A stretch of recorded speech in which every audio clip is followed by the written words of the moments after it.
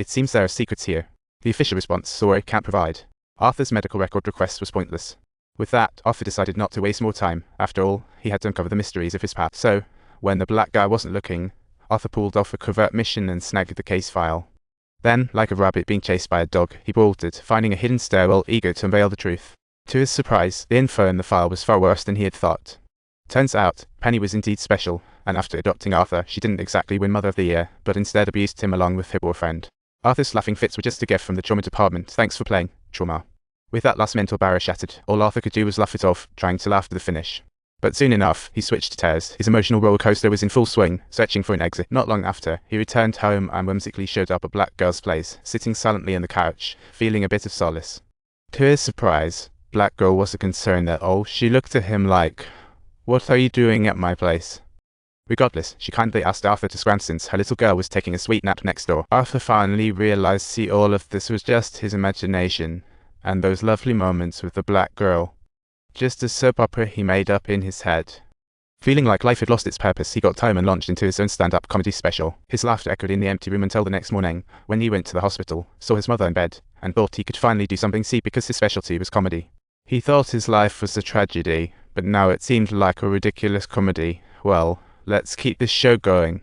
Spotting his mother peacefully resting under the pillow, he felt a sense of relief for the first time. Funny how this comedy is just tragedy in disguise. Back home, he dyed his hair green, thinking, from now on, I'm living my own way.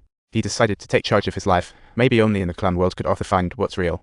Next, he painted his face white and caught sight of a photo of young Penny on the table. To his shock, the back read, "Love you, smile." Everything seemed so ironic, he couldn't tell reality from illusion and just went with the flow. After all, who wants to relive such a tragic life? Just then, the doorbell rang. He opened the door to find co-workers Shorty and Chubby visiting. Arthur casually invited them in. They heard about Arthur's mother passing and came to check on him. Arthur comforted them, saying he was doing fine, but inside, he knew Chubby had ulterior motive. The subway killer was a clown, always suspected, so Chubby hoped Arthur would witness to clear his name. It was bittersweet. Without him, Arthur wouldn't have lost his job, yet he dreams of escape. Arthur couldn't take it anymore, swiftly pulled a knife from his pocket, and right when Chubby wasn't looking, gave him an unexpected introduction. The sudden move sent Shorty into a panic scream, realizing that even friends could be surprises too. Arthur showed no harm, urging him to flee, though unsteady from fear, Shorty knew survival mattered. But when Shorty reached the door, he realized he couldn't reach the lock, so he begged Arthur for help, and this little scene had Arthur chuckling. Arthur not only opened the door but also thanked Shorty for being the only one who cared. Feeling completely liberated, he was overflowing with gratitude. With his complete liberation, he set off for Molly's show, no longer living for anyone but himself. He was now the master of his own life, and on his way. Arthur kicked off an original rebirth dance, as if celebrating his newfound life. This isn't our first encounter, and the days of yesteryear will never revisit us. Sometimes, upon awakening from a dream, ripples of emotion always surface within our hearts.